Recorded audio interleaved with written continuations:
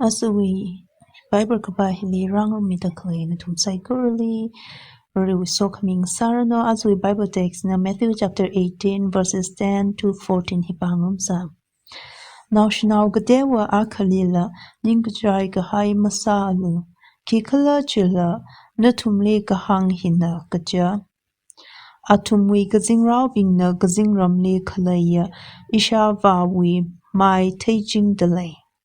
natumna ki paningli mi akana yao shaka leilaga aka baktui hai aka ana hangjigo to jigo ji pungreili hai salaga baktui gahaya jili mapamarala gala ana ji sampang hai aka gajangkat ina gahangna mabaktui lak gaja hangjigo to jigo jili matai mai kalda ana baktui gahaya yao aka jiwi wang ringpa mai kara